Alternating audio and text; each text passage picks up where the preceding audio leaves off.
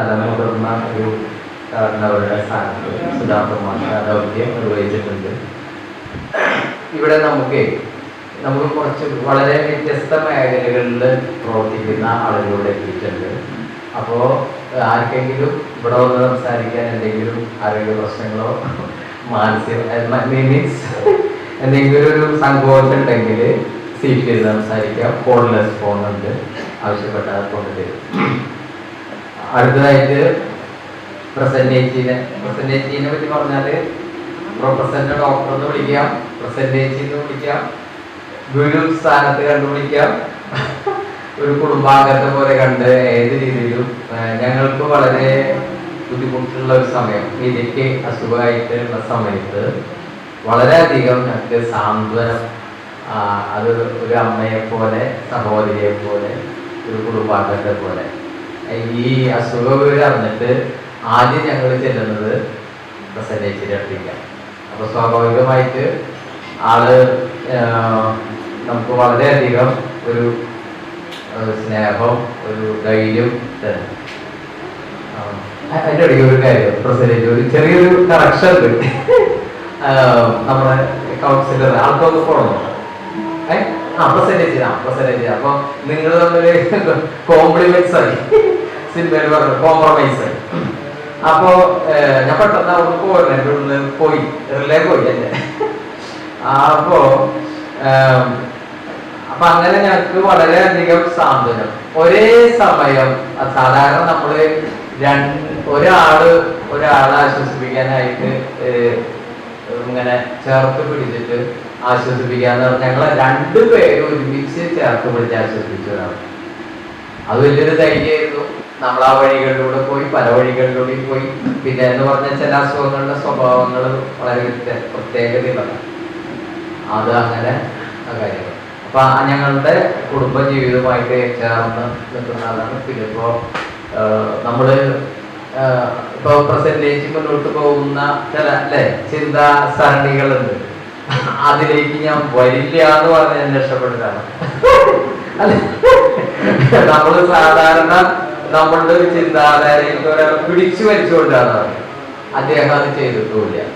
അപ്പൊ അദ്ദേഹത്തിന് ഞാൻ വ്യക്തമായിട്ട് പറഞ്ഞു, നമുക്ക് മനുഷ്യന് ആകെ നല്ല ആയുസോടെ ഇരിക്കാൻ പറ്റുന്ന സമയം 80 പണ്ടുണ്ടായിരുന്നപ്പോ 75 മൈക്ക് കൊണ്ടുമുട്ടിക്കാം അല്ലെ. പൂർണ്ണാരോഗ്യത്തോടെ മുട്ടുവേദന, ചെറിയ പൗർവരനെയൊക്കെ ആയിട്ട്.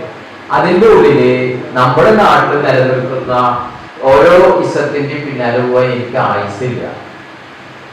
രാഷ്ട്രീയപരമായ കുറെ ഇസത്തിന്റെ പുറകെ പോയി, ചെറുതായിട്ടൊക്കെ പോയി. അതിനിപ്പോ നമുക്ക് ഓരോന്നിനും നന്മയും ദോഷങ്ങളും ഒക്കെ ഉണ്ട്. അത് കഴിഞ്ഞ് ചിന്താധാരകൾ കുറയും. സത്യസായി ബാബ, രവിശങ്കർ അല്ലെ, അന്തമാർഗ, അതുപോലെ തന്നെ ചിന്മയാന്ത സമീര കൺസെപ്റ്റ്, അന്നപതി ഗുരുതുല്യരായിട്ടുള്ള ആളുകളുണ്ട്, ഋഷീശ്വരന്മാർ. അതിന് പിന്നാലെ പോയിട്ട് കുറെ ചെന്നിട്ട് നമുക്ക് അബദ്ധം പറ്റിയത് തിരിച്ചു പോകാൻ ഞാൻ തയ്യാറല്ല. അതെന്റെ ധിക്കാരപൂർവമായ എന്റെ ഒരു സ്ഥാനം. കുറെ പോയി തെറ്റിന്ന് പറഞ്ഞ് തിരിച്ചു വരാൻ എനിക്ക് പറ്റില്ല. അപ്പോ ചിലപ്പോ അത് 100% ശരിയായിരിക്കാം, നമുക്ക് ഉറപ്പില്ല. അതുകൊണ്ട് തന്നെ അത്തരം ചിന്താധാരകളിൽ നിന്ന് നന്മ ഞാൻ ഉൾക്കൊള്ളാറുണ്ട് അല്ലെ. ആ മേഖലയിലുള്ള കുറെ സുഹൃത്തുക്കൾ എല്ലാം. അപ്പൊ അത് കാരണം ഒരു സാർവലൗകികമായ സൗഹൃദങ്ങൾ നമുക്ക് നിലനിർത്താൻ പറ്റും.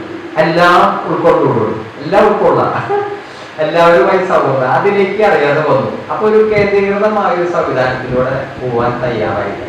പക്ഷേ ആ മേഖലയിൽ അദ്ദേഹം അതിന്റെ കൂടെയുള്ള ആളുകളൊക്കെ ഒരു പക്ഷെ മനസ്സുകൊണ്ട് ഒരടുപ്പം എന്നോട് തോന്നിയിട്ടുണ്ടാവും.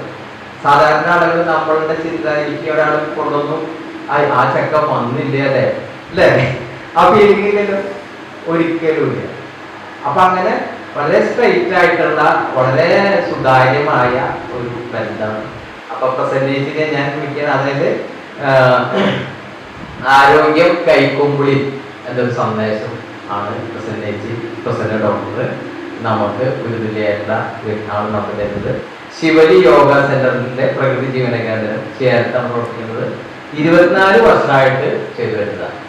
നമ്മളിപ്പോ 101 കൊല്ലത്തെ 100 കൊല്ലായാലും 101 ആവാൻ കാത്തിരിക്കുന്ന ആൾക്കാരുണ്ട്. 101 ആവട്ടെ എന്നിട്ട് പോവാണ്.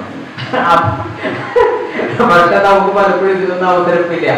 10 കൊല്ലം ഒരു മേഖലയിൽ എക്സ്പെർട്ടാന്ന് പറഞ്ഞാൽ തന്നെ ഒരാൾ തപ്പിപ്പോയി കിട്ടാനില്ല. ആ സമയത്താണ് 24 വർഷം ആരോഗ്യ മേഖലയായിട്ട് ബന്ധപ്പെടുന്ന ആളാണ്. ആ വളരെ നിർദോഷമായ ചികിത്സാ സമ്പ്രദായങ്ങൾ ചെയ്യുന്നവരാണ്. യോഗ ക്ലാസ് ചെയ്യുന്നുണ്ട്, നിരവധി കുട്ടികൾ എല്ലാ ഏജ് ഗ്രൂപ്പുള്ളവരും പോകുന്നുണ്ട്. പിന്നെ കൗൺസിലിംഗ് ക്ലാസ് ചെയ്യുന്നുണ്ട്. ഇപ്പോൾ പല കുടുംബ പ്രശ്നങ്ങളും പ്രശ്നങ്ങളുണ്ടാവും. വെറുതെ ഇരുന്നിട്ട് മാനസിക പ്രശ്നം ഉണ്ടാക്കുന്ന ആൾക്കാരുണ്ട്. എന്തെങ്കിലും ചെയ്താൽ മതി, വെറുതെ തൂക്കിപ്പിടിച്ചിട്ട് അവള് ഭയങ്കര ഗ്ലൂമി. അപ്പൊ അങ്ങനെ സ്വയം മേടിച്ചു വയ്ക്കുന്ന കുറെ സമ്പ്രദായങ്ങളൊക്കെ ഒരു കാലഘട്ടം. കുട്ടികളൊക്കെ പഠനം 10 മാർക്ക് കുറഞ്ഞ അപ്പൊ ഡെസ്പായി. അപ്പൊ അങ്ങനത്തെ സംവിധാനങ്ങളൊക്കെ നിലനിൽക്കുന്നുണ്ട്. അവിടെ നമുക്കൊരു ടീച്ചറിനെ അടുത്ത് ചെന്നാൽ നമുക്ക് മനസ്സിൽ ഭയങ്കര റിലാക്സ് കിട്ടും. അപ്പൊ നമ്മുടെ ആളുകളുടെ ഒരു പ്രത്യേകത, പൊതുവിൽ മലയാളികളുടെ പ്രത്യേകത, മുറ്റത്തെ മുല്ലയ്ക്ക് മണമില്ല. കോട്ടയത്ത് ഒരാളുണ്ട്, വണ്ടിയൊക്കെ വിളിച്ച് ഒരു 10,000 16 ചിലവൊക്കെയാണ്.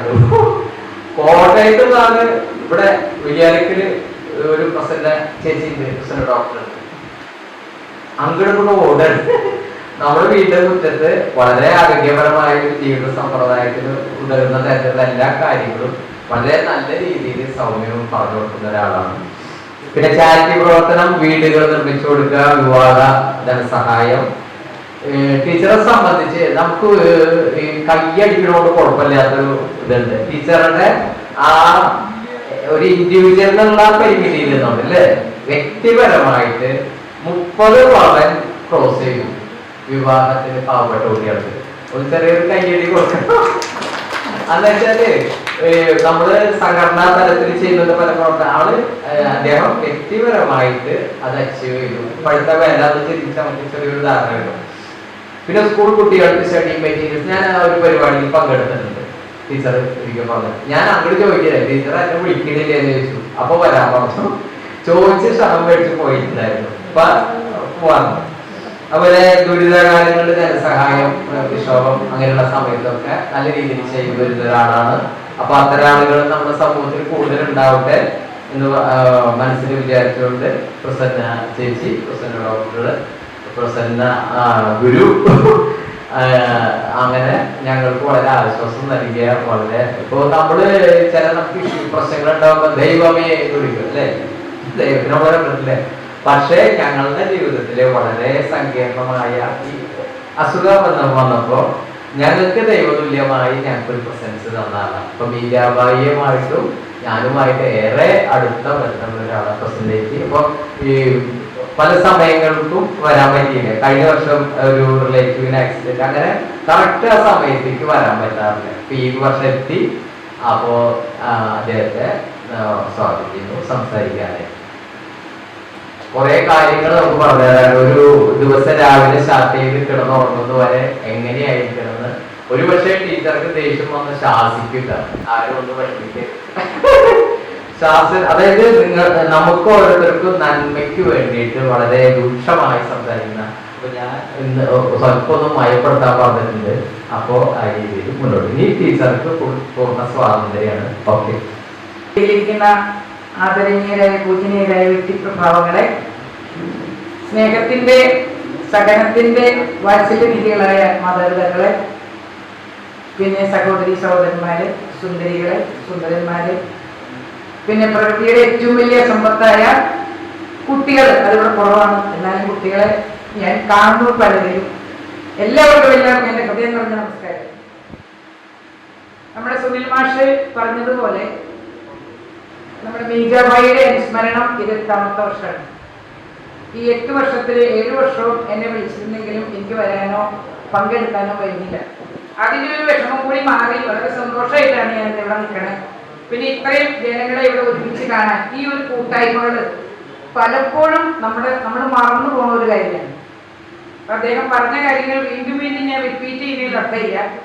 എന്നാലും ചെറുതായിട്ട് ആ മീരാബായിയുടെ ഒരു ഓർമ്മയിലേക്ക് ഞാനൊന്ന് കിടക്കാം. മീരാബായിക്ക് ഇന്ന അസുഖമാണോ എന്ന് കൺസീവ് ചെയ്തതിന് ശേഷം ഫസ്റ്റ് അങ്ങോട്ടാണ് വരുന്നത്. അത് സന്ധ്യ കഴിഞ്ഞ സമയം അവിടെ വന്നു, കണ്ടു, റൂമിലിരുന്നു. ഒരു ഹസ്ബൻഡ് ആൻഡ് വൈഫിന്റെ ആത്മബന്ധത്തിന്റെ ആഴം ഇത്ര വളരെ ഉണ്ടായെന്ന് വ്യക്തമായിട്ട് ഞാൻ മനസ്സിലാക്കിയത് അന്നാണ്. അപ്പൊ ഞാനും റിസർച്ച് ചെയ്യുന്ന വ്യക്തിയാണ് ഇപ്പോഴും. ജീവിതത്തിന്റെ അവസാന ശ്വാസം വരെ നന്മ ചെയ്യാനും ധർമ്മം പുലർത്താനും വേണ്ടി ഓരോരുത്തരും ശ്രമിക്കണമെന്ന് പറഞ്ഞു കൊടുക്കുകയും അതിനൊപ്പം നിന്ന് അവരെ മുന്നോട്ട് രണ്ട് കൈകൾ കൊണ്ട്, നമുക്ക് ദൈവം രണ്ട് കൈകൾ തന്നിട്ടുണ്ട്. നമ്മൾ രണ്ട് കൈകൾ എന്തിനാ യൂസ് ചെയ്യാറ്? വാരിക്കൂട്ടൻ അല്ലേ? എത്ര കിട്ടിയാലും മതിയാവാതെ തൂമ്പ പിടിച്ച് എങ്ങനെ കളിച്ചാലും നമ്മുടെ അടുത്തേക്ക് വാരി കൂട്ടുന്ന ഈ ഒരു സമൂഹത്തില് ആ വാരി കൂട്ടുന്നതിന്റെ 10 ഇരട്ടി രണ്ട് കൈകൾ കൊണ്ട് ദാനം ചെയ്യാൻ പഠിപ്പിക്കുന്ന ഒരു വ്യക്തിയാണ്. അത് ചെയ്യണമെന്ന് കഴിയുന്ന രീതിയിൽ പലരോടും ഞാൻ ചോദിക്കാറുണ്ട്, നിങ്ങൾക്ക് രണ്ട് കൈ ദൈവം തന്നിട്ട് നിങ്ങളെ സ്വയം ഒന്ന് എടുത്ത് പൊന്തിക്കാമോ? ഒരാൾക്കും പറ്റുമോ? അപ്പൊ എന്തിനു ഈ രണ്ട് കൈകൾ നമുക്ക് തന്നു എന്നതിന് ഒറ്റ ഉത്തരവുള്ളൂ, മറ്റുള്ളവരെ ഒന്ന് സഹായിക്കുക. ചിലപ്പോ സ്നേഹത്തിന്റെ ഒരു തലോടല്, ഒരു വാക്ക്, ഒരു നോക്കുമതി ഒരു ജീവിതം രക്ഷപ്പെട്ട് കയറിപ്പോവാൻ. അതിന് പോലും നമുക്ക് കഴിയുന്നില്ല ഈ മനുഷ്യ ജന്മത്തിലെങ്കിൽ എന്തിനാണ് നമ്മളിങ്ങനെ വികാരി മൃഗങ്ങളായി ജീവിക്കണേ? ആവശ്യമുണ്ടോ? എന്നെ പറ്റി പറഞ്ഞ പോലെ നിങ്ങൾക്ക് ഓരോരുത്തർക്കും കഴിയുന്നവന് കഴിയില്ല എന്ന് ആരും ചിന്തിക്കരുത്. സ്വപ്നങ്ങളില്ലാത്ത ആരുമില്ല എന്റെ മുന്നില്. ആ സ്വപ്നങ്ങളുടെ സാക്ഷാത്കാരത്തിന് വേണ്ടി എനിക്ക് എന്ത് ചെയ്യാൻ കഴിയും എന്ന് ചിന്തിക്കുന്ന ഒരു വ്യക്തിക്ക് വെറുതെ ഇരിക്കാനോ വെറുതെ കിടന്നുറങ്ങാനോ ഒന്നും സമയമില്ല. കാരണം കടന്നു പോകുന്ന നിമിഷങ്ങളെ തിരിച്ചു കൊണ്ടുവരാൻ ഇന്ന് ശാസ്ത്രത്തിന് കഴിഞ്ഞിട്ടില്ല. Leave the present. ഇന്ന് നിങ്ങൾ എന്ത് ചെയ്യാനുണ്ടോ അത് ചെയ്യാനുള്ള സന്ദേശമാണ് നമുക്ക് നിങ്ങളോട് തരാനുള്ളത്. പാസ്റ്റിനെ കുറിച്ച് ഓർത്ത് വെറുതെ ടെൻഷൻ എടുത്തിട്ട് ഒരു കാര്യമില്ല. നാളെ എന്ത് സംഭവിക്കും, നാളെ 10 തലമുറയ്ക്ക് ഉണ്ടാക്കി വെക്കാമെന്ന വ്യാമോഹം കൊണ്ട് ജീവിച്ചിട്ട് മനസ്സമാധാനം കൈവിട്ടുപോയി ഇന്ന് ഈ പുരോഗമനത്തിന്റെ ഉത്തുംഗ ശൃംഖങ്ങളില് അത്ഭുതാർഹമായ നേട്ടങ്ങൾ കൈവരിച്ച് കയറി നിന്ന് നമ്മൾ അഹങ്കരിക്കുമ്പോഴും നമുക്ക് ഒന്ന് ചിന്തിച്ചാൽ മനസ്സിലാവും. പേരിലേക്ക് തിരിഞ്ഞു നോക്കി, എന്റെ ജീവിതത്തിലേക്ക് ഒന്ന് തിരിഞ്ഞു നോക്കിയ ആരും ഹാപ്പി, സന്തുഷ്ടകരമായ ജീവിതം എനിക്കുണ്ടായിരുന്നോ? എത്രയോ സാഹചര്യങ്ങളിൽ എത്രയോ നന്മകൾ ചെയ്യാൻ പറ്റിയിട്ട് ഞാൻ ചെയ്തിട്ടുണ്ടോ എന്നൊക്കെ സ്വയം ചിന്തിച്ച് സ്വന്തമായ ഒരു തിരുത്തലിലൂടെ ഇതേപോലെയുള്ള സന്ദർഭങ്ങളിൽ ഒത്തൊരുമിച്ച് കൂടി ഈ സമൂഹത്തെ മുന്നോട്ട് തള്ളാൻ നിങ്ങൾക്ക് എന്തൊക്കെ ചെയ്യാൻ പറ്റുമോ അതൊക്കെ ചെയ്യുമ്പോൾ ആ ഈശ്വരന്റെ കരങ്ങളിലേക്ക് ഒരു ബുദ്ധിമുട്ടും കൂടാതെ ആ ജീവനെ വിട്ട് സുഖമായി മരിക്കാം. ഇത്രയല്ലേ നമുക്ക് പറ്റുള്ളൂ. ഇവിടെ സ്ഥിരമായി ഇവിടെ നിൽക്കാൻ നിങ്ങൾക്ക് ആർക്കെങ്കിലും സാധിക്കുമോ?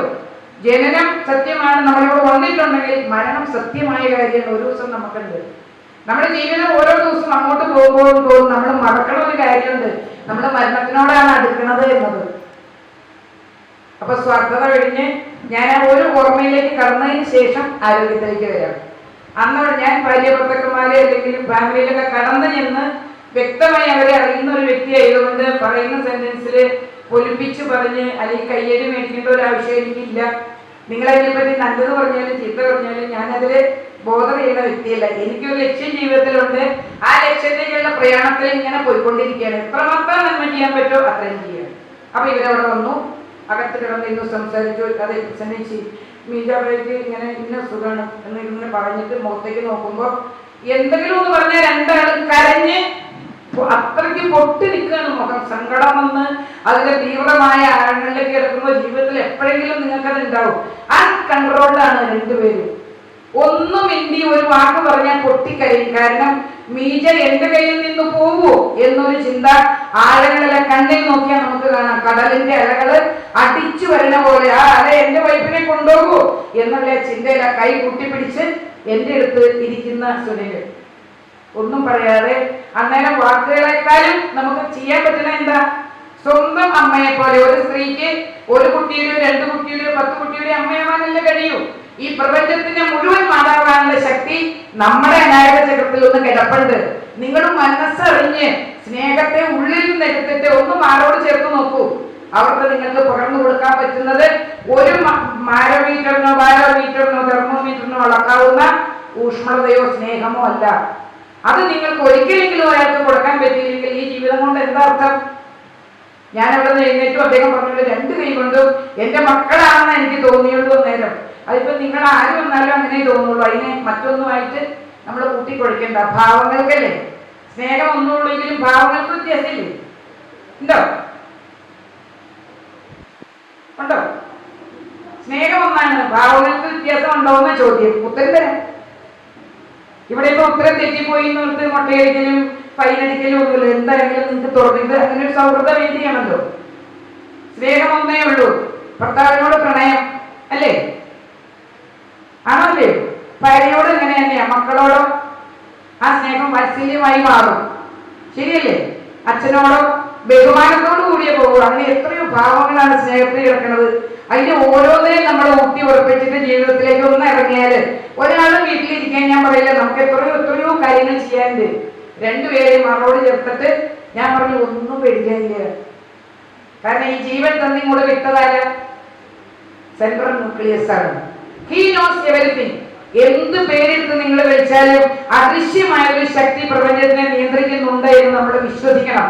നമ്മുടെ മക്കളെ അത് പഠിപ്പിച്ചു കൊടുക്കണം. അല്ലാതെ ഡിഗ്രിക്ക് മുകളിൽ ഡിഗ്രി എഴുതി വെച്ചിട്ട് പണം സമ്പാദിച്ചു കൂട്ടി നമ്മൾ പേരിന്റെ പ്രശസ്തിയുടെ പിന്നാലെ പോയി അത് ഉണ്ടാക്കി ഇതുകൊണ്ടൊന്നും നമുക്ക് കിട്ടാത്തതാണ് മനസ്സമാധാനം എന്ന് പറഞ്ഞ സാധനം, അല്ലേ?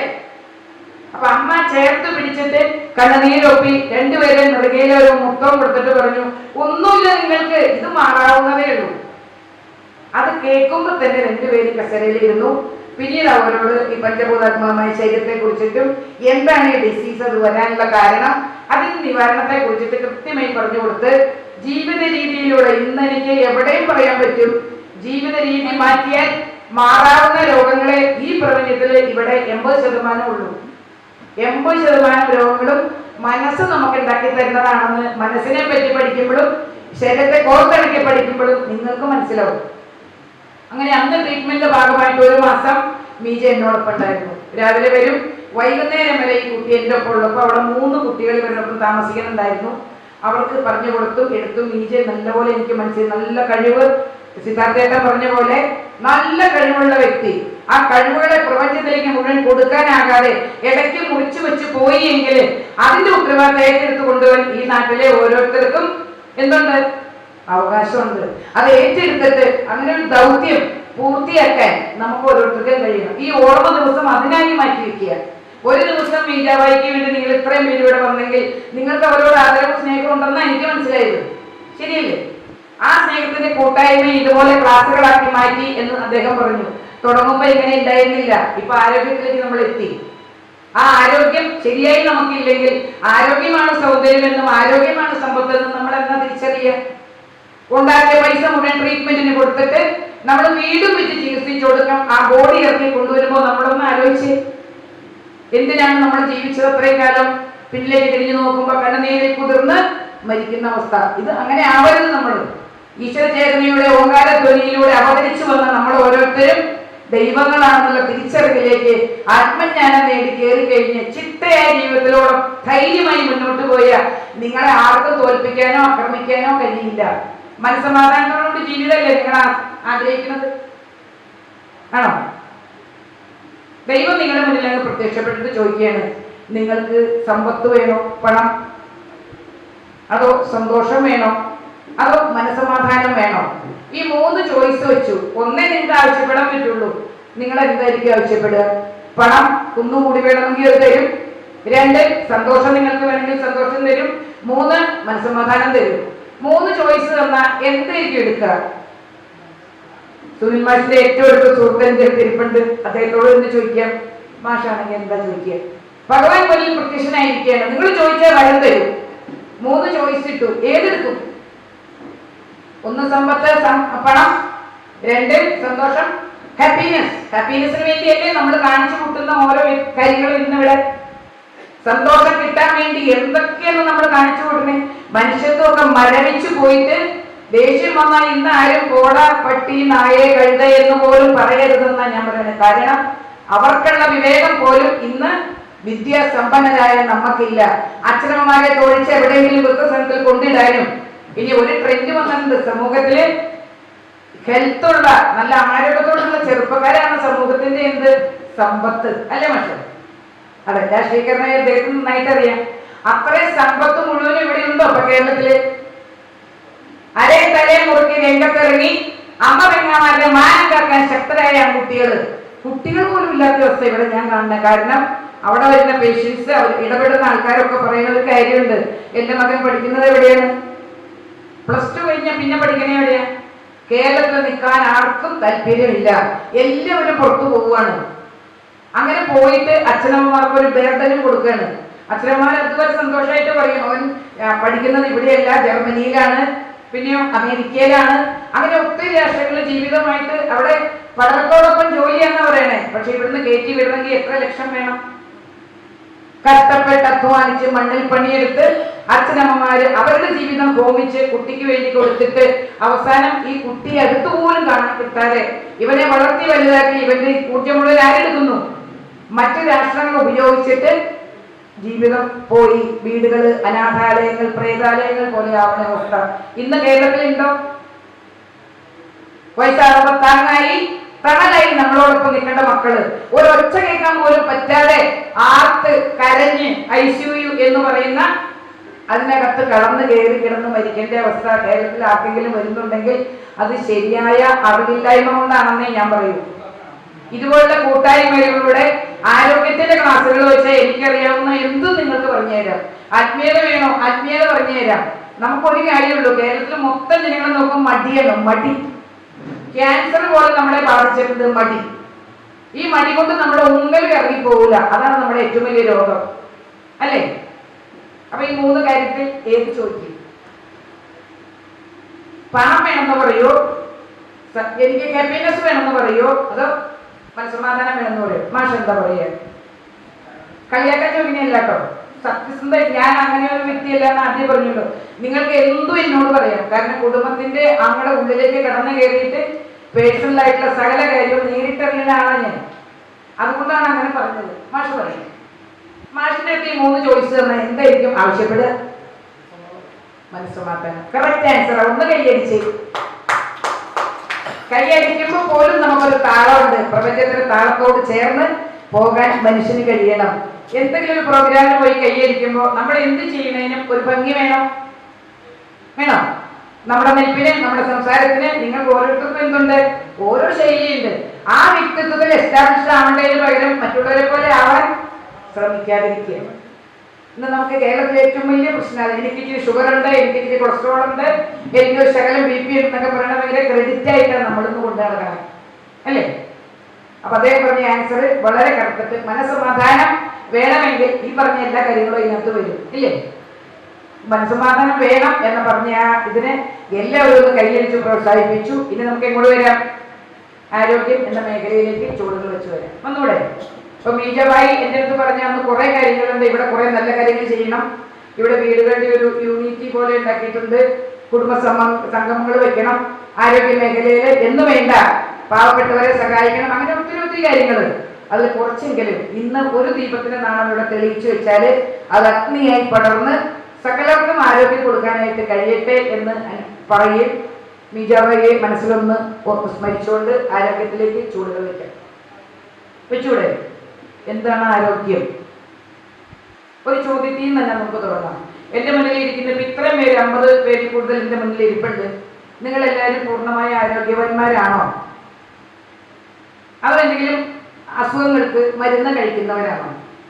ഇന്നത്തെ ഏറ്റവും വലിയൊരു പ്രത്യേകത നിങ്ങളുടെ ഉള്ളിന്റെ ഉള്ളിൽ കണ്ടെത്തി നിങ്ങൾ ജീവിതത്തിൽ നടപ്പാക്കേണ്ട ഒരു കാര്യമാണ്. രോഗം വന്ന് ഡോക്ടറെ കാണാൻ പോകുന്നത് എന്തിനാ? രോഗം മാറാനാണോ അതോ ജീവിതകാലം മുഴുവൻ രോഗിയായി ജീവിക്കാനാണോ? എന്തിനാ പക്ഷേ രോഗം വന്നാൽ രോഗം മാറാനാണ് നമ്മൾ ഡോക്ടറെ അടുത്ത് പോവാറ്, ആണല്ലയോ? ഇന്നൊരു രോഗം കൊണ്ട് നിങ്ങൾ ഡോക്ടറെ അടുത്ത് കാണാൻ പോയാൽ ആ രോഗം പൂർണ്ണമായും മാറുന്നുണ്ടോ? ഞാൻ ഡോക്ടേഴ്സിനെ കളിയാക്കണമല്ല, ഒരിക്കലും അങ്ങനെ ചിന്തിക്കരുത്. ഒത്തിരി ഡോക്ടേഴ്സ് ഫ്രണ്ട്സ് എനിക്കുള്ളത് തന്നെയാണ്. അവർ നന്മകൾ ചെയ്യണമുണ്ട്. പക്ഷെ നമ്മൾ അറിയേണ്ട കാര്യം, ആരോഗ്യത്തെ കുറിച്ച് ഒന്നും അറിയാതെ ഗർഭാവസ്ഥയെ പോലും രോഗമാക്കി മാറ്റിക്കൊണ്ടു പോകുന്ന ഈ ഒരു വ്യവസ്ഥയ്ക്ക് മാറ്റം വരണമെങ്കിൽ നമ്മൾ ഓരോരുത്തരും ആരോഗ്യത്തെ കുറിച്ച് വ്യക്തമായി അറിയണം. വേണോ വേണ്ടിയോ? ഡയബറ്റിക് ആയിട്ട് നിങ്ങൾ ഡോക്ടറെ കാണാൻ പോയി, ആ അസുഖം മാറിയ ഒരാളുണ്ടോ? ഉണ്ടോ? അതിൽ നമ്മൾ മരുന്ന് കഴിച്ച് 2 നേരമാക്കി 3 നേരമാക്കി കൊണ്ടുവന്നു പിന്നെ എന്ത് ചെയ്യും? ഇൻസുലിൻ സ്റ്റാർട്ടാക്കി. അപ്പൊ അസുഖം കുറയുകയാണോ കൂടുകയാണോ ചെയ്തത്? എന്താ ചെയ്ത്? അസുഖം ഒന്നും വേണ്ടല്ലോ. ഒന്നുകിൽ എന്റെ ക്ലാസ് ബോറടിക്കുന്നു, അല്ലെങ്കിൽ നിങ്ങൾക്ക് മനസ്സിലാവണില്ല. എന്താ കാര്യം?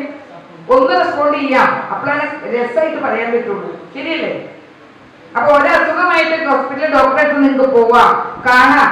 എല്ലാ നമുക്ക് ആവശ്യമാണ്. പുതിയ പുതിയ മിഷനറീസ്, ടെസ്റ്റുകൾ നടത്തൽ ഒക്കെ ചെയ്യാം. പക്ഷെ രോഗം മാറുന്നില്ലെങ്കിൽ മാറി ചിന്തിക്കണം. എന്തുകൊണ്ട് എന്റെ രോഗം മാറുന്നില്ല? ഈ രോഗം എങ്ങനെ വന്നു? എവിടുന്ന് വന്നു? അവിടുന്ന് വേരോടെ അറുത്തു മാറ്റാനുള്ള ഒന്നാന്തര സംവിധാനങ്ങള് ഋഷി മുനിമാര് മുതൽ ഇങ്ങോട്ട് നമുക്ക് പകർന്നു തന്ന ഈ ഭാരതത്തില് രോഗാതുരരായി വലഞ്ഞു കിടന്ന് മരിക്കേണ്ട അവസ്ഥ വന്നിട്ടുണ്ടെങ്കിൽ നമ്മുടെ അത്യാർത്ഥി കൊണ്ട് മാത്രമാണ്. 2, മടി. ആ ജീവിതത്തിൽ കാലബോധം എന്നൊരു സാധനമുണ്ട്. പുലർച്ചെ നിങ്ങൾ ശ്രദ്ധിച്ചിട്ടുണ്ടോ? പ്രകൃതിയോടെ ഇണങ്ങി ജീവിക്കാനാണ് ഞങ്ങൾ പഠിപ്പിക്കുന്നത്. പ്രകൃതി വെളുപ്പിനെ നിങ്ങൾ ശ്രദ്ധിക്കുക. ജനിച്ചു ഉണ്ടായ ഒരു കുട്ടി, ചെറിയ കുട്ടിയെ നോക്കുക. വെളുപ്പാൻ കാലത്ത് ഒരു 4 മണിയായ കൈയും കാലും ഇട്ട് ഇങ്ങനെ അടിച്ചു കൊടുക്കും, ഒച്ചെടുത്ത് കൊടുക്കും, ഇല്ലേ ഇല്ലേ? ആ അച്ഛനമ്മമാരെ തട്ടി, അമ്മയെ തട്ടി ഉണർത്തുകയാണ്. അമ്മേ നിരവൽ കറിയമ്മേ എണീക്കുമ്മേ. അതിന് പറയാൻ അറിയില്ല, പക്ഷെ അത് എക്സ്പ്രസ് ചെയ്യാണ്. അമ്മമാരെന്താ ചെയ്യാ? സത്യത്തിൽ വീണ്ടും മുലയൂട്ടി മുട്ടി മുട്ടി അതിനെ കിടത്തി ഉറക്കും. അങ്ങനെ ആ കുട്ടി എവിടെ ഉറങ്ങി? ആ ശീലം പഠിക്കുകയാണ്, അല്ലേ? ഇതിനുശേഷം 7 മണിക്ക് 3 വയസ്സാകുമ്പോഴത്തേക്കും ബാഗ് തോളത്തിട്ട് സ്കൂളിലേക്ക് കിടന്ന വിടൽ എങ്ങനെയാ നിങ്ങൾ നോക്കിയിട്ടുണ്ടോ? നിങ്ങളുടെ മക്കളെ ഷോൾഡറിനൊക്കെ പ്രശ്നം, നടുവിന് പ്രശ്നം, സെർവിക്കൽ സ്പോണ്ടിലോസിസ്, ബാക്ക് പെയിൻ. ഏത് കുട്ടിക്കാ? എഞ്ചിനീയറിംഗിന് പഠിക്കുന്ന കുട്ടി അല്ലെങ്കിൽ 10ൽ പഠിക്കുന്ന കുട്ടിക്ക് വരാൻ എന്താ റീസൺ? തോളത്ത് ബാഗ് ഇട്ടിട്ട് വണ്ടി വരുമ്പോ ഇങ്ങനെ ഓടുന്നത്, ഭാരം ആണല്ലേ? അത്ര വളരെ ഭാരം താങ്ങി എന്തൊക്കെ വിഷയങ്ങൾ പഠിച്ചിട്ടും അച്ഛനമ്മമാരെ റെസ്പെക്ട് ചെയ്യാൻ പഠിക്കുന്നുണ്ടോ? ഉണ്ടോ? ചുറ്റും പുറമുള്ളവരുടെ ബുദ്ധിമുട്ടുകൾ നിങ്ങൾ മനസ്സിലാക്കണം. അതിന് എൻ്റെ മക്കൾക്ക് ചെയ്യാൻ പറ്റുന്നത് ചെയ്യണം. അങ്ങനെ ഒരു സഹായ മനസ്ഥിതി നമ്മുടെ മക്കൾക്ക് ഉണ്ടോ? ഉണ്ടോ? മനുഷ്യ സഹജീവിയല്ലേ? ഒരാൾ പോലും കൂട്ടിലില്ലാണ്ട് ഒറ്റയ്ക്ക് ജീവിക്കാൻ പറ്റുമോ? നമുക്ക് ആസ്വദിക്കാൻ പറ്റുമോ എന്തെങ്കിലും? എനിക്ക് മാത്രമായിട്ടൊരു സന്തോഷം ഉണ്ടോ? അങ്ങനെ ഉണ്ടോ? ഇല്ല. നിങ്ങളെ ഞാനൊരു 4 നില കെട്ടിടത്തിനകത്ത് സകല സംവിധാനങ്ങളും തന്ന ഒരാളെ നിങ്ങൾ കടത്തിവിടാം. നിങ്ങൾക്ക് അവിടെ സന്തോഷമായിട്ട് ജീവിക്കാൻ പറ്റുമോ? പറ്റുമോ? ഒന്നും ഉണ്ടെങ്കിലോ? പറ്റുന്നതാണോ? ഇല്ലാന്നാണോ? പറ്റില്ല. ഒറ്റയ്ക്കൊറ്റയ്ക്ക് മാത്രമായിട്ടൊരു സന്തോഷം നമുക്ക് ജീവിതത്തിലേ ഇല്ല. അപ്പൊ ആരോഗ്യം എന്നാൽ എന്താണ് എന്നതിലേക്ക് ഒന്ന് കടന്നു കയറിപ്പാം. അതിന് മുന്നേ ഞാനൊന്ന് ചോദിക്കട്ടെ. ഒരു അച്ഛനിൽ നിന്നും അച്ഛനെ അമ്മയെ ഒരുപോലെ സ്നേഹിക്കാൻ പറ്റുന്ന കുട്ടികളായി നമ്മൾ വളരെ അവർക്ക് ആദരവും സ്നേഹവും കൊടുക്കുകയും അവരെ ആശീർവാദം വാങ്ങുകയും ചെയ്താൽ മാത്രമേ വരും തലമുറ ഇവിടെ രക്ഷപ്പെടുള്ളൂ. ഇനി ഇവിടുന്ന് കൊഴിഞ്ഞു പോക്ക് സിദ്ധാർത്ഥേട്ടനുള്ളതുകൊണ്ട് എടുത്തു പറയുകയാണ്. ഇവിടുന്ന് പുറത്തേക്ക് പഠിക്കാൻ പോകുന്ന കൊഴിഞ്ഞു പോക്കുണ്ടല്ലോ, അതിനെ ഒരു പരിധി വരെ നമ്മൾ നിയന്ത്രിച്ചില്ല എങ്കിൽ കേരളത്തിലുള്ള ഈ പണിതിരിക്കുന്ന വീടുകളില് ഇപ്പൊ ഏജായിട്ട് നിൽക്കുന്നവർ പോയി കഴിഞ്ഞാൽ ആരും ഇല്ലാതെയും ഈ വീടുകൾ അനാഥായി മാറും. ആരായിരിക്കും ഇനി എടുക്കാൻ പോണത്, ഏറ്റെടുക്കാൻ പോണത്? ആരായിരിക്കും? മുക്കിലും മൂലിലും ആരാ? പറയൂ നിങ്ങൾ. മുക്കിലും മൂലിലും ബംഗാളി, ഇന്ന് തട്ടുകടയിലും ബംഗാളി ആണോ? മലയാളം എന്ന ഭാഷ പോലും, ഭാഷയിലൂടെ സംസ്കാരമാണ് നമ്മൾ പകർന്നു കൊടുക്കുന്നത് എന്നിരിക്കെ ഇംഗ്ലീഷ് മീഡിയം സ്കൂളിലോ ഏത് വിഷയവും നിങ്ങൾ പഠിച്ചോ, പക്ഷെ മലയാളം പോലും പറയാൻ അറിയാത്ത ഒരു സമൂഹം ഇവിടെ വളർന്നു വരുമ്പോൾ 1 or 2 ജനറേഷൻ കഴിഞ്ഞാൽ ഇവിടെ പിന്നെ എന്ത് ഭാഷ വരാൻ പോണത്? കുട്ടികളെ നോക്കണമെങ്കിൽ ഇവിടെ ആളെ കിട്ടാനില്ല, പുറത്തുനിന്ന് വരികയാണ്. ആ കുട്ടി കേട്ടു പഠിക്കുന്നതും കണ്ടു പഠിക്കുന്നതും എന്താ? അതല്ലേ അവന്റെ ജീവിത സാഹചര്യത്തിലൂടെ എന്റെ വ്യക്തിത്വത്തെ വളർത്തുന്നത്, ആണല്ലോ? അപ്പൊ എത്ര നേട്ടങ്ങൾ നമ്മൾ കൈവരിച്ചു എന്ന് പറഞ്ഞാലും പിന്തിരിഞ്ഞു നോക്കുമ്പോൾ സമാധാനം എന്നൊരവസ്ഥ നിങ്ങൾക്ക് എന്തെങ്കിലും ഈ ജീവിതം കൊണ്ട് ഒന്നുമായില്ല. നേട്ടങ്ങൾ കൊയ്തു മുന്നോട്ട് പോയിട്ട് അവസാന ശ്വാസം ഞാൻ ഇത്രയെങ്കിലും ചെയ്യാൻ കഴിഞ്ഞല്ലോ എന്ന ആ ഒരു ഓർമ്മയോടുകൂടി ഈശ്വരനിലേക്ക് ലയിക്കാൻ കഴിഞ്ഞുവെങ്കിൽ ഈ മനുഷ്യജന്മം എന്തായിട്ട് മാറും? നിങ്ങളെങ്കിലും മനുഷ്യന്റെ രൂപത്തിലൂടെ വന്നിട്ടുണ്ടെങ്കിൽ നിങ്ങൾ ദേവനുമായി മാറാൻ തന്നെയാണ്. നിങ്ങളുടെ കർമ്മം കൊണ്ടാണ്. Action makes a man great. അത് ജനിക്കണ കുലം കൊണ്ടും നിറം കൊണ്ടും പണം കൊണ്ടും ഒന്നുമല്ല നമ്മുടെ വ്യക്തിത്വം, ആണോ? നിങ്ങൾ ചെയ്യുന്ന പ്രവർത്തനങ്ങൾ കൊണ്ടാണെങ്കിൽ മറ്റുള്ളവരെ നന്മയെ ലക്ഷ്യമാക്കിക്കൊണ്ട് കർമ്മബോധത്തെ പുറകെ പിടിച്ചുകൊണ്ട് മുന്നോട്ട് പോകാൻ നിങ്ങൾക്ക് കഴിയണമെങ്കിൽ ആരോഗ്യം വേണം, വേണ്ടേ?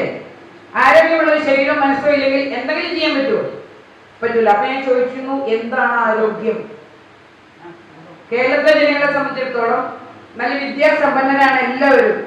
100% സാക്ഷരതയുള്ള കേരളമാണ്, അല്ലേ? ആരോഗ്യം എന്നത് കേരളത്തിലെ ജനങ്ങൾ എപ്പോഴാണ് ചിന്തിക്കുക? ആരോഗ്യം നഷ്ടപ്പെടുമ്പോഴാണ് ചിന്തിക്കുക. ആരോഗ്യം നഷ്ടപ്പെട്ട ഇഷ്ടപ്പെട്ട ഡോക്ടറെ അടുത്ത് പോയി രോഗങ്ങൾ 1, 2, 3 ട്രീറ്റ്മെന്റ് മുന്നോട്ട് കൊണ്ടുപോയ സമയത്താണ് ആരോഗ്യത്തെ പറ്റി നമ്മൾ ചിന്തിക്കുന്നുവെങ്കിൽ നമ്മൾ തിരിച്ചു പഠിപ്പിക്കുന്നു. ആരോഗ്യത്തിന്റെ ചിട്ടകള് ചെറുപ്പം മുതൽ ഒരു കുട്ടിയെ പഠിപ്പിക്കണം. അതിൽ ഏറ്റവും ആദ്യം വേണ്ടത് എന്താ? ഈ പ്രകൃതിയിലേക്ക് നോക്കിക്കഴിഞ്ഞാൽ നേരത്തെ ഉണരണം, നേരത്തെ കിടന്നുറങ്ങണം. ഇത് രണ്ടും നമുക്കെന്നില്ല. ഗർഭിണിയായ ഒരു കുട്ടിയോടെ എനിക്ക് ഉറക്കമില്ല എന്ന് പറഞ്ഞു വന്നു. 5 മാസമേ ആയിട്ടുള്ളൂ. 5 മാസം ഉറക്കമില്ല. കാരണം എന്താ? 2 മണി വരെ ഗർഭിണിയാവുന്നതിന് മുന്നേ ചെയ്യുന്ന കാര്യമാണ് പഠിക്കുമ്പോഴും ഇതിലിങ്ങനെ തോണ്ടി ഈ ഒരു ബോക്സ് കയ്യിലുണ്ടെങ്കിൽ ജീവിതമേ അതിന് നല്ലതുണ്ട്, നല്ലതേ നിങ്ങൾക്ക് എടുക്കാം.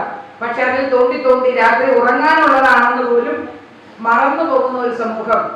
അങ്ങനെ കിടന്നുറങ്ങുന്നത് 12 മണി 2 മണിക്കാണെന്നാ പറയണേ.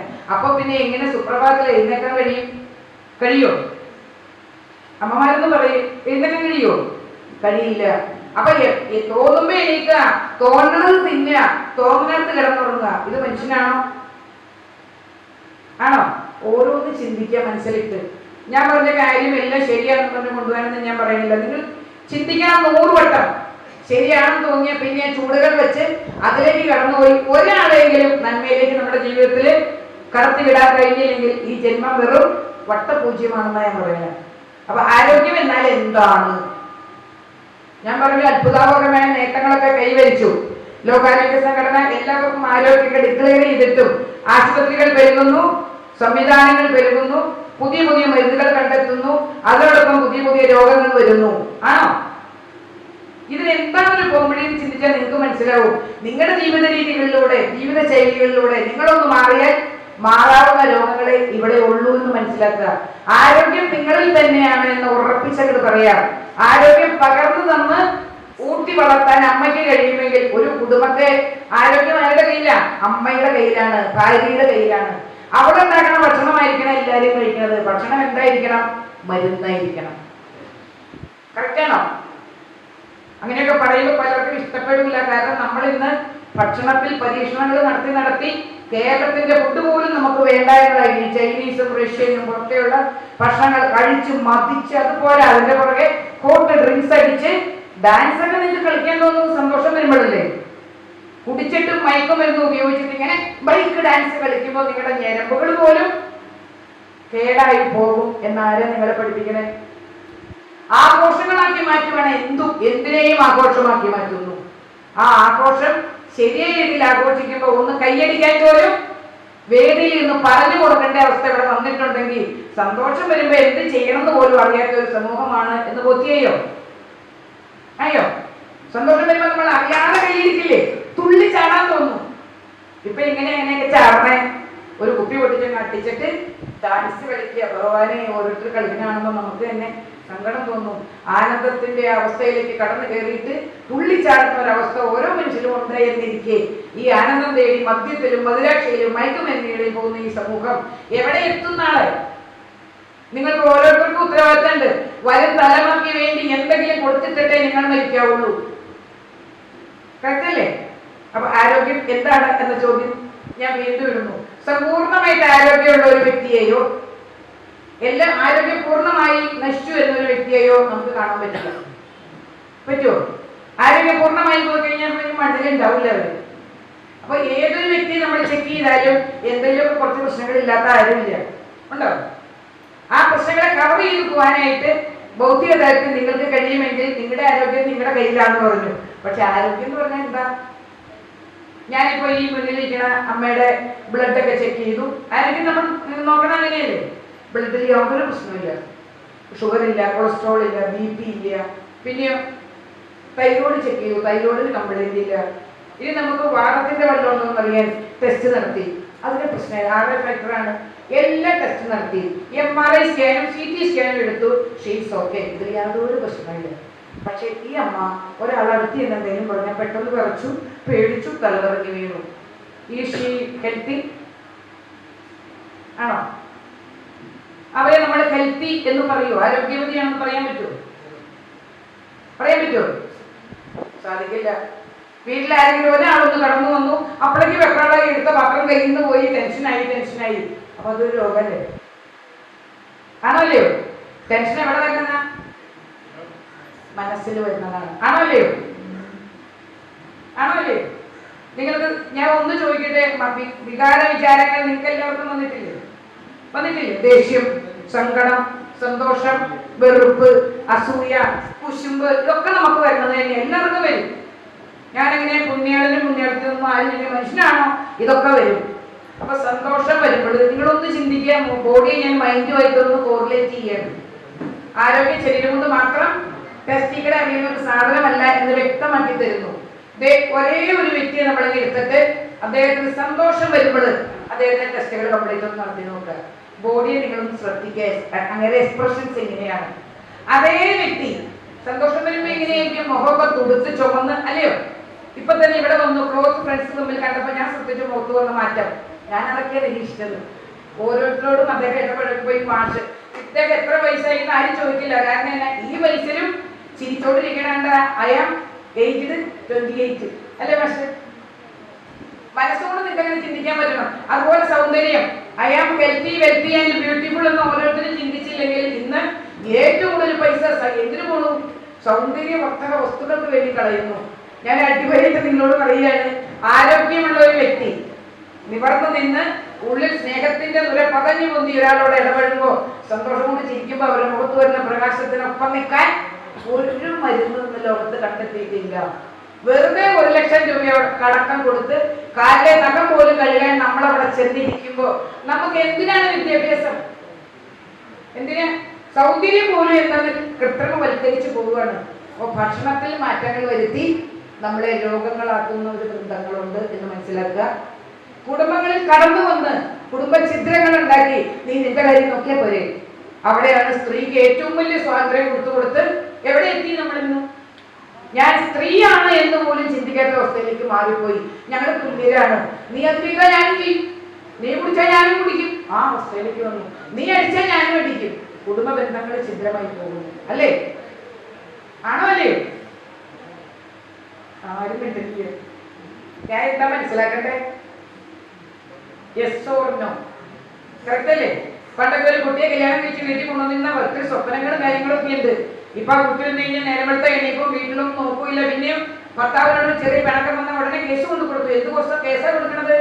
Rape case. പെട്ടല്ലോ, ഒരു ജീവിതം മുഴുവൻ പോയി. പിന്നെ ആ കേസിന് പുറകെ എത്രയോ വർഷങ്ങൾ നമ്മൾ പോയി നമ്മുടെ ജീവിതം കളയുന്നു. ശരിയല്ലേ? ആരോഗ്യമുള്ളൊരു വ്യക്തിയാണ് എങ്കിൽ ശരീരവും മനസ്സും ശക്തമായി നിൽക്കുന്ന ഒരു കുട്ടി ചിന്തിക്കില്ലേ? ഇവിടെ ചിന്താശേഷിക്ക് എന്തോ കുഴപ്പമുണ്ടായിട്ടില്ല എങ്ങനെ ചെയ്തേ? ആണോ അല്ലയോ? സ്വാതന്ത്ര്യങ്ങളൊക്കെ സ്ത്രീക്ക് ആരും കൊടുക്കണ്ട. ഉണ്ട്.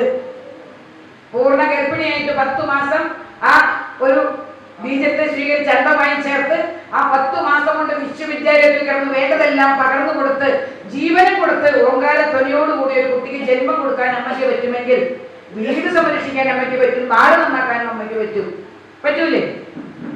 അതേ സ്ഥാനത്ത് ഇന്ന് 5 വയസ്സായ കുട്ടിയെ പോലും വാശി മാറ്റാൻ അമ്മയ്ക്ക് കഴിയാതെ എവിടെ കൊണ്ടുപോകണം? സൈക്യാട്രിസ്റ്റിന്റെ അടുത്ത് കൊണ്ടുപോകണം, സൈക്കോളജിസ്റ്റിന്റെ അടുത്ത് കൊണ്ടുപോകണം. എങ്ങോട്ടൊക്കെ നമ്മൾ ഓടണേ? ഭാര്യയോട് എങ്ങനെ പെരുമാറണമെന്ന് അദ്ദേഹം പറഞ്ഞു തരുമോ നിങ്ങൾക്ക്? അല്ലേ? ഇത്രയൊക്കെ പതറ്റിക്ക് ആവാമോ മനുഷ്യൻ? ആവാമോ? ആവാൻ പാടില്ല. അപ്പൊ എന്തുകൊണ്ട് ഇങ്ങനെയായി എന്നൊരു ചോദ്യം ഉള്ളിലിടുക. നിങ്ങൾ കമ്പ്യൂട്ടറിലാണോ? നിങ്ങൾ കേട്ടോ www.com കയറി വാട്ട് വൈ വെയർ അങ്ങനെ അന്വേഷിക്കുക. അന്വേഷിക്കുമ്പോൾ നിങ്ങൾ നിങ്ങളുടെ ഉള്ളിലേക്ക് തന്നെ കടന്നു. ശരിയല്ലേ? അപ്പൊ ഞാനിവിടെ പറഞ്ഞു, സന്തോഷം വരുമ്പോൾ ഒരു വ്യക്തിയെ നിങ്ങളൊന്ന് ടെസ്റ്റ് ചെയ്യണം. നിങ്ങൾ വീഡിയോ എടുക്കണം, അവരുടെ എക്സ്പ്രഷൻസ് കാര്യങ്ങളും എല്ലാം. അതേ വ്യക്തിക്ക് സങ്കടം വരുമ്പോഴോ എന്താ അവസ്ഥ? ശബ്ദം പോലും പുറത്തു വരാതെ ഒരു സൈഡിൽ പോയി കിടക്കും. എണീക്കാൻ പറ്റുന്നില്ല, നെർവസ് ഒക്കെ തളർന്നു, ശബ്ദം പോലും പുറത്തു വരുന്നില്ല. വിഷമം വന്നത് എവിടെയാ? സങ്കടം വന്നത് എവിടെയാ? ദൈവമേ, എന്തോ ഒന്നും വേണ്ടത്. നിങ്ങക്ക് സങ്കടം കയ്യിലാണ് വന്നത്? അല്ല, എവിടെ വന്നു? മനസ്സിലാണ് വന്നത്. ഓർക്ക പറഞ്ഞോ, കുഴപ്പമില്ല. സങ്കടം മനസ്സിലാണ് വന്നത്. അത് ബോഡിയിലേക്ക് പ്രൊജക്ട് ചെയ്ത് നിങ്ങൾ തളർന്നുവെങ്കിൽ ശരീരത്തിനൊരു കുഴപ്പമുണ്ടായിട്ടല്ല. ആണോ? യു സി നിങ്ങളുടെ വീട്ടിലൊരു സദ്യ ഒരുക്കി ഒരു ദിവസം നിങ്ങളുടെ ക്ലോസ് ഫ്രണ്ട് വരികയാണ് വീട്ടിലേക്ക്. എല്ലാം ഒരുക്കി വെച്ചു. ഇപ്പൊ നമ്മള് നാലുകറി അല്ലെങ്കിൽ പാൽപ്പായസമൊന്നും അല്ലല്ലോ, ചിക്കനും മട്ടനും ബീഫും. എത്ര ജീവികളെ കൊന്ന് അവരുടെ ജീവന്റെ വിലയെടുത്തിട്ട് ജീവിക്കാവുന്ന നമ്മളാണിപ്പോ. അല്ലാതെ നമ്മുടെ ജീവിതം അല്ലാതെ പ്രകൃതി തന്നിരിക്കുന്ന ഭക്ഷണമൊന്നും ഇപ്പൊ ആർക്കും വേണ്ട. വേണോ? അതിന് മൂക്കിന് ഇഷ്ടപ്പെടാതെ വരുമ്പോ അതിനകത്ത് മസാല നട്ടുകളും അജിനമോട്ടൊക്കെ ചേർത്ത് മണം വരുത്തിയിട്ട് നമ്മൾ അങ്ങോട്ട് വിട്ടു. എന്നിട്ട് ഈ വയറെന്താക്കി മാറ്റും? മുനിസിപ്പാലിറ്റിയിലെ വേസ്റ്റ് ബാസ്ക്കറ്റ് പോലെ ആക്കി മാറ്റിയിട്ട് നമ്മൾ ഉണ്ടിക്കുമ്പ് ഗണപതിയെക്കാളും വലിയ വയറും കൊണ്ടാണ് ലേഡീസ് പോലും ഇന്നിവിടെ നടക്കുന്നത്. എന്നിട്ട് വണ്ണം കുറയ്ക്കാൻ വേണ്ടിയിട്ട് എന്താണ് എത്രയോ സ്ഥലങ്ങളിലേക്കാണ് നമ്മൾ പോണത്, അല്ലേ? ആണോ അല്ലയോ? അതെ. അപ്പൊ നമ്മളിവിടെ പറഞ്ഞു ദേഷ്യം വന്നപ്പോഴത്തെ വൈകാരിക തലം കണ്ടു. സങ്കടം വരുമ്പോ ബോഡി തളർന്നു പോയി. ദേഷ്യം വരുമ്പോഴത്തെ എക്സ്പ്രഷൻ തന്നെ കയ്യിലൊരു വാള് കൊടുത്താൽ തുള്ളും. ശബ്ദം ഇവിടെ നിന്നിട്ട് തൊണ്ട തുറന്നു വന്നു. ഭീഷണിയില്ലാത്ത വാക്കുകളൊക്കെ പുറത്തേക്ക് പറഞ്ഞു. കുറച്ച് കഴിഞ്ഞാൽ അതിനൊന്നും പറയേണ്ടി എന്നില്ല, കഷ്ടമായി എന്നൊരു തോന്നൽ വിവേകം കൊടുക്കില്ലേ? അപ്പൊ ഈ വൈകാരിക തലങ്ങൾ വരുമ്പോ ഞങ്ങൾ പഠിപ്പിക്കുന്നത് ഭക്ഷണം പോലും കഴിക്കല്ലേ. ദേഷ്യപ്പെട്ട് മറന്നു പുറത്തോണ്ട് ഭക്ഷണം കഴിച്ചാൽ ഇറ്റ് ബിക്കം പോയിസൺ. ഇപ്പൊ ഒരു പുതിയ അസുഖം തുടങ്ങിയിട്ടുണ്ട്. എന്താ അത്? പണ്ട് ഗ്യാസ് എന്നാ പറയാറ്. ഇപ്പൊ ഗ്യാസ് എന്നുള്ള വേർഡ് ഉപയോഗിക്കില്ല. ഇൻഫ്ലമേഷൻ. 4-5 ഇതില് ഡോക്ടർ എഴുതിക്കണേ. എന്താ ഈ കത്തല്?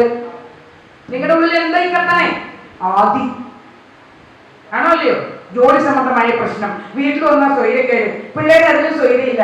നമ്മുടെ മനസ്സറിയാത്ത ആൾക്കാരൊക്കെ ആകുമ്പോ എന്താ ജീവിതം? യാന്ത്രികമായിട്ട് ഇങ്ങനെ പോയിക്കൊണ്ടിരിക്കണം.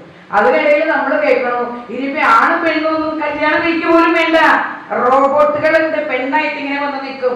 സെക്സ് ചെയ്ത് നിങ്ങൾ അവിടെ ചെയ്തു, നിങ്ങൾക്ക് വികാരം മാറ്റിയ പോലെ. നിങ്ങൾ ആലോചിച്ച് നോക്കൂ, എങ്ങോട്ടാണ് നമ്മുടെ പുരോഗമനം പോണത്? പച്ചയായ ഒരു സ്ത്രീയും പുരുഷനും വൈകാരിക തലങ്ങളെ എക്സ്പ്രസ് ചെയ്യേണ്ടത് എവിടെയാണ്? നമ്മുടെ വീട്ടിൽ, നമ്മുടെ ഉള്ളിലാണ്. അതൊരു പൈസ ആരും കൊടുത്തിരുന്നില്ല, ഉണ്ടോ? ആ സെക്സ് അടക്കം ഫ്രീ ആയിരുന്ന നമ്മുടെ കുടുംബ കലഹങ്ങളിലൂടെ പുറത്തേക്ക് ഇറങ്ങിയിട്ട് പെണ്ണിനെ അന്വേഷിക്കാനും അതിന് പൈസ കൊടുക്കാനും നമ്മൾ പോകുമ്പോൾ കുടുംബചിത്രം വന്നോ ഇല്ലയോ? വന്നു. അപ്പൊ ഭക്ഷണത്തിന്റെ മാറ്റങ്ങളിലൂടെ ശരീരത്തിന് മാറ്റം വരുത്തി. ഈ കഞ്ചാവ് ഉപയോഗം മുതൽ കള്ളുകൂടി മുതൽ അങ്ങോട്ടുള്ള മറ്റു പല കാര്യങ്ങളിലൂടെ മനസ്സിനെ വൈകല്യമാക്കി മാറ്റി.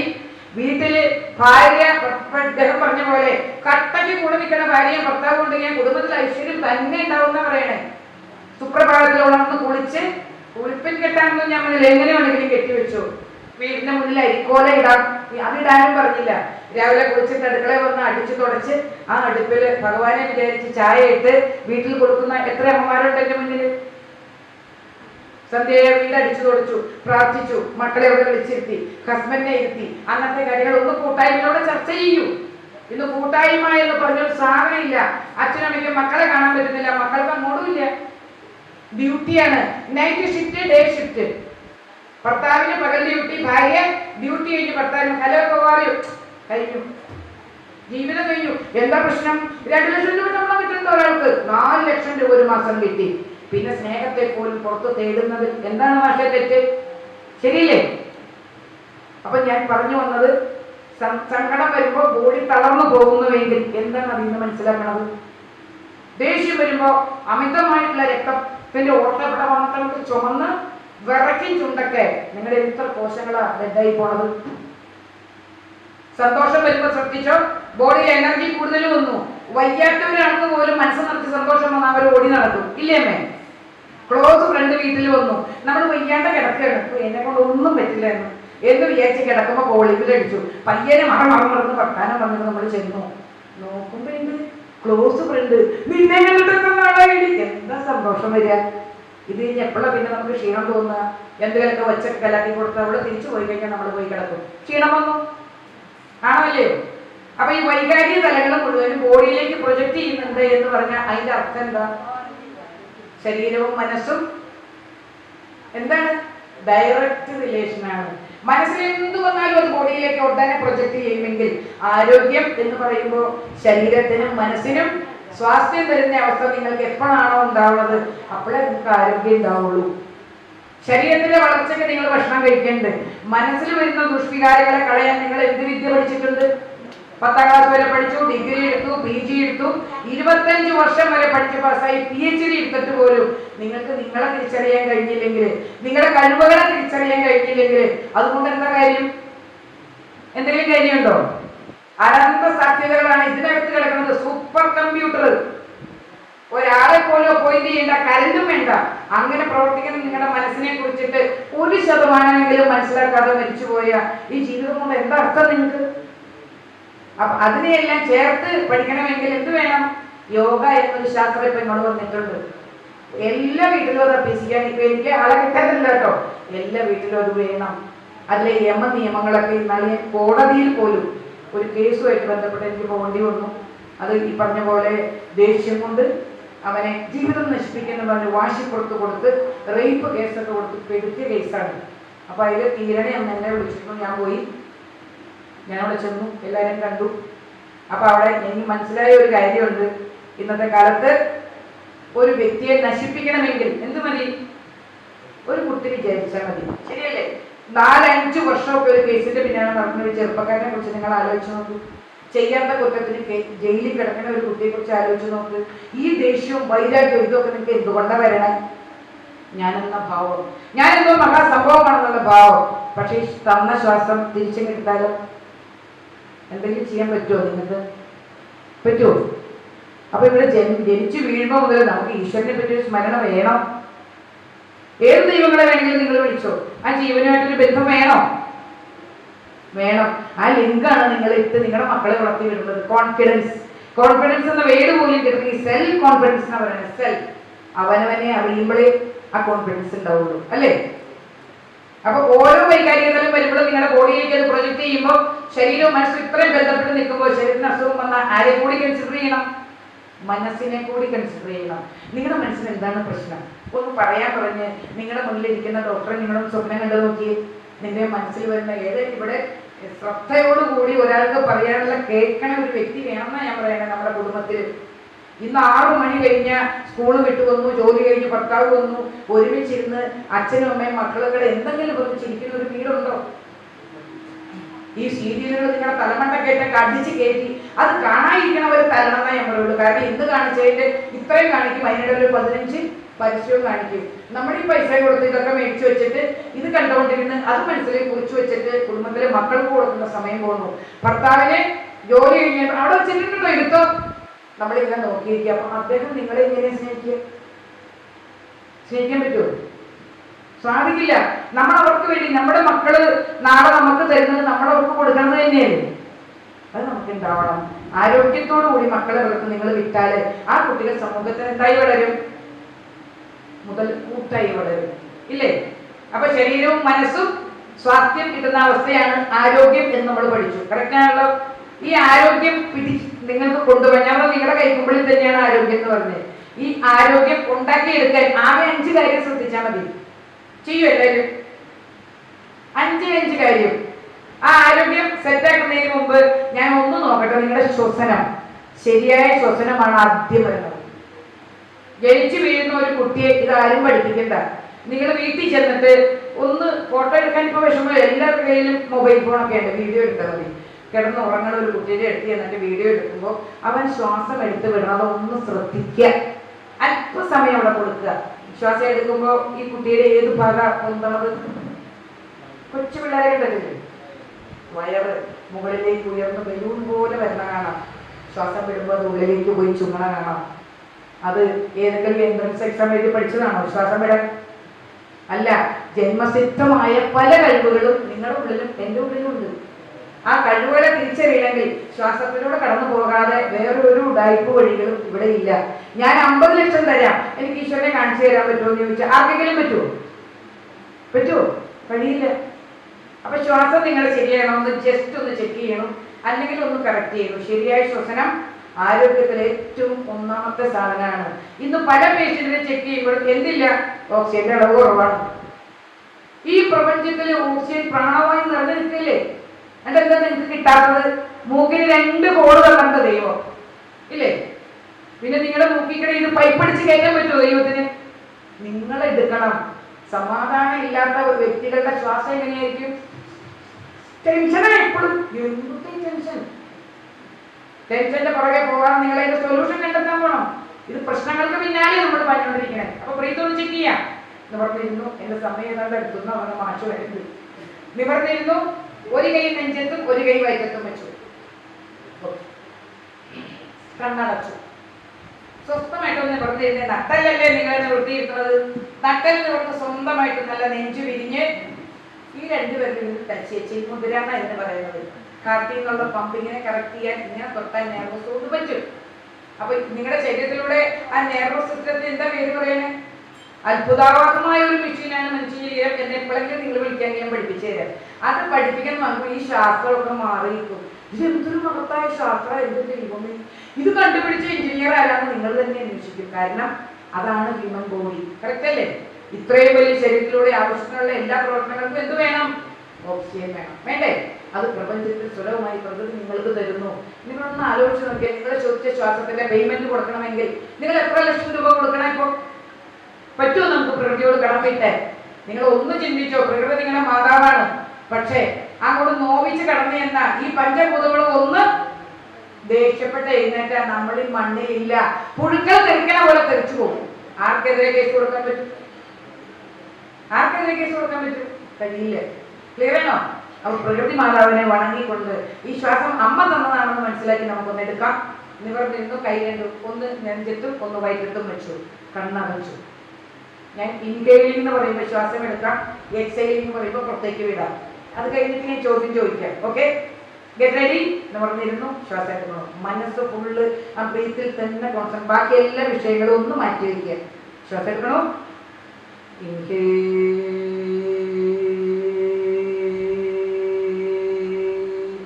എടുത്തു കഴിഞ്ഞു. സ്ലോലി ബ്രീത്ത് ഔട്ട് ചെയ്യുക. പുറത്തേക്ക് വിട്ടു. ഒന്നുകൂടി ബ്രീത്ത് എടുത്തു. നല്ലപോലെ വലിച്ചെടുത്തു. പൈസ ഒന്നും കൊടുക്കണ്ട. സ്ലോലി പ്രപഞ്ചം താളമായിട്ട് ചേരട്ടെ. ഒറ്റയ്ക്കൊരു പ്രാവശ്യം കൂടി ഫുള്ള് ഉള്ളിലേക്ക് എടുത്തു. ഡൗൺ. ഇനി കൈയൊന്ന് മാറ്റിക്കോ, കണ്ണു തുറന്നു. നിങ്ങൾ ശ്വാസം എടുത്ത് വിട്ടപ്പോ വയറ്റത്ത് കൈ വെച്ച ആ കൈയ്യ് അനങ്ങി പോയവരൊന്ന് കൈവിട്ടു. ശ്വാസം എടുത്ത് വിടുമ്പോ വയറിൽ മൂവ്മെന്റ് വന്നവരൊന്ന് കൈവിട്ടു. 1 2 3 4 5 6 7 പേരേ ഉള്ളൂ. 8. ഇത്രയും പേര് എൻ്റെ മുന്നിൽ ഇരുന്നിട്ട് 8 പേരുടെ ശ്വാസമാണ് കറക്റ്റ് ഉള്ളൂ. ബാക്കി എല്ലാം ഡിസോർഡറാണ്. ചെസ്റ്റ് ബ്രീത്തിങ് ആണ് ബാക്കിയുള്ളവർക്ക് വന്നത്. നമുക്ക് വേണ്ടത് ഡയഫ്രമാറ്റിക്കൽ ബ്രീത്തിങ്. ഇത് എങ്ങനെ പഠിക്കണം? കുട്ടികളെ നോക്കി നമുക്ക് പഠിക്കുക. ശ്വാസം എടുത്തുവിടാൻ പഠിച്ചിട്ട് വേണമെന്ന് ചോദിക്കും പഠിക്കണം. കാരണം ഫാസ്റ്റ് ലൈഫ് നമ്മളെ കൊണ്ട് എത്തിച്ച് നിർത്തിയിരിക്കുന്നത് ശ്വാസം പോലും എടുക്കാൻ പറ്റാത്ത സാഹചര്യങ്ങളാണ് വിനിഷ്ടം മുട്ടിയിട്ട്. അപ്പം നമ്മൾ ശ്വാസം എടുക്കുമ്പോൾ ദീർഘമായി എടുത്ത് ഈ വെച്ച് വയറിൽ കൈവച്ച് ചെയ്ത് തന്നെ പഠിക്കണം. വേണ്ടേ? ഒരാഴ്ച നിങ്ങൾ അതിനെ മാറ്റി വെച്ചാൽ ചെസ്റ്റ് ബ്രീത്തിങ് താഴെ വന്ന് ഈ വയറ് ബലൂൺ പോലെ വന്ന് തിരിച്ചു പോകുന്ന അവസ്ഥ വരും. ക്ലിയർ ആണോ? ആർക്കെങ്കിലും യോഗ പഠിക്കണമെങ്കിൽ എൻ്റെ അടുത്ത് വരാം. അല്ല നിങ്ങളൊരു 10-20 പിള്ളേരെ എവിടെയെങ്കിലും യുണൈറ്റഡ് ആവുകയാണെങ്കിൽ അവിടെ വന്ന് ക്ലാസ് തരാം. ഒരു പ്രശ്നങ്ങളും ഇല്ല. അപ്പം നമ്മുടെ ശരിയായ ശ്വസനം എന്താണെന്ന് മനസ്സിലാക്കി. കറക്റ്റ് അല്ലേ? ശരിയായ ശ്വസനം നമുക്കില്ലെങ്കിൽ ഓക്സിജന്റെ അളവില്ല. ഓക്സിജന്റെ അളവില്ലെങ്കിൽ ബ്ലഡ് സർക്കുലേഷൻ എങ്ങനെയാവും? പ്രശ്നമാവും അല്ലേ? ഇനി 2, ശരിയായ ഭക്ഷണം. നമുക്ക് വേണ്ട ഭക്ഷണം പ്രകൃതിയിലെ മറ്റെല്ലാ ജീവികളും തെരഞ്ഞെടുത്ത് കഴിക്കുമ്പോൾ നമ്മൾ മാത്രമാണ് തോന്നുവാസം കാണിക്കുന്നത്. അപ്പൊ ശരിയായ ഭക്ഷണം കണ്ടെത്തി അതിലേക്ക് എത്തുക. ശരിയായ വ്യായാമം ഉണ്ടായിരിക്കുക. എന്നും എന്തെങ്കിലുമൊക്കെ ശരീരം വ്യായാമം ചെയ്യണം. ഭക്ഷണം കഴിച്ച് വീർപ്പ് മുട്ടിയിട്ട് AC-യിൽ കയറിയിരുന്നാൽ മതിയോ? പിന്നെ മനസ്സിലെ ദുഷ്ടവിചാരങ്ങളും. അപ്പൊ പിന്നെ കഴിഞ്ഞില്ലേ? ഇനിയോ ശരിയായ വ്യായാമം പറഞ്ഞു. ശരിയായ വിശ്രമം, അതായത് സുഖമായിട്ട് ഉറക്കം കിട്ടണം. രാത്രി കിടന്ന സുഖമായി ഉറങ്ങണം. അതിനെ ഇപ്പൊ പകലുറങ്ങിയ പോലെ ചോദിക്കും. ഇല്ല, പകല് ഇവിടെ എന്തിന്റെ ഫോർമേഷൻ ഇല്ല. മെലാറ്റനിൻ എന്ന ഹോർമോണിന്റെ ഫോർമേഷൻ ഇല്ല. അത് രാത്രി 12 മുതൽ 3 മണി വരെയാണ് ശരിക്കും കുമാന്ന് ഫോർമേറ്റ് ചെയ്യുക. അപ്പൊ നിങ്ങൾക്ക് ഡീപ്പ് സ്ലീപ്പ് കിട്ടണതാണ് ഇല്ലേ? അതിനെ ശിവാസ് അവേഷ് എന്നാണ് യോഗ പറയുന്നത്. ശിവനെ പോലെ പവർ കിട്ടാൻ ആ ശ്വാസത്തെ ശരിക്കെടുക്കാൻ പറ്റണം. രാത്രി സുഖനിദ്ര നിങ്ങൾക്ക് കിട്ടണം. അതുകൊണ്ടാണ് പകല് പിന്നിൽ കെട്ടി അങ്ങനെ സൂര്യപ്രകാശം ഉള്ളപ്പോൾ വർക്ക് ചെയ്യില്ല. പകൽ കിടന്ന് നിങ്ങൾ ഉറങ്ങി നോക്കിക്കോ, ക്ഷീണം കൂടുകയുള്ളൂ, എണീക്കാൻ മടിയേ വരുള്ളൂ. അപ്പൊ ശരിയായിട്ട് ഉറങ്ങണം. 5-മത്തെ ശരിയായ ചിന്ത.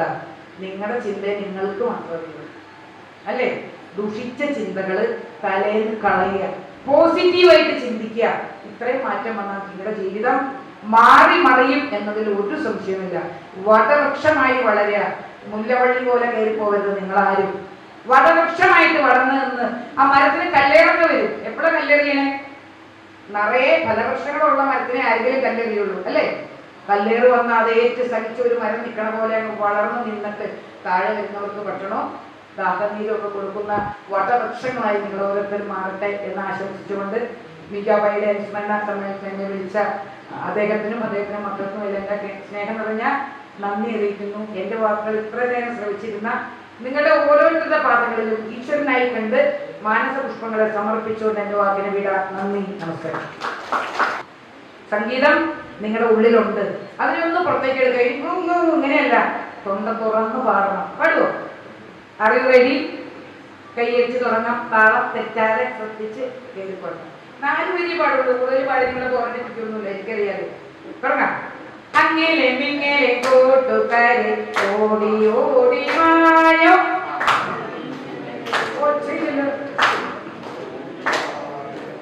അങ്ങേലെ മിങ്ങേലെ കൂട്ടുകാരെ ഓടി ഓടി മായോ.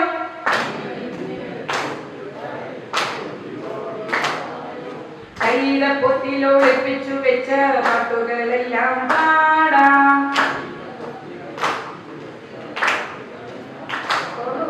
കൈയുടെ പൊത്തിലൊളിപ്പിച്ചു വെച്ച പാട്ടുകളെല്ലാം പാടാം.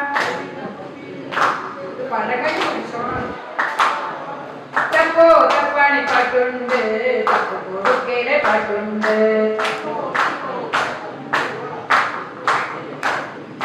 തപ്പോ തപ്പാണി പാട്ടുണ്ട്, പാലക്കൊടുക്കലെ പാട്ടുണ്ട്.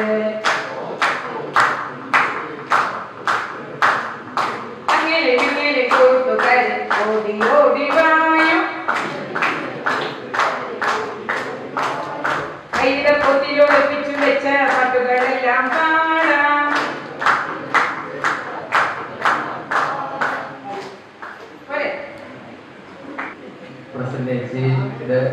സ്പീച്ച് കേട്ടല്ലോ. പ്രസന്നേജിയെ സംബന്ധിച്ചിടത്തോളം ഇപ്പൊ ഒരു ദിവസമോ ഒരാഴ്ച സ്റ്റോക്ക് ഉണ്ട്. അപ്പൊ എനിക്കത് പറയായിരുന്നു. അപ്പൊ നമ്മളിങ്ങനെ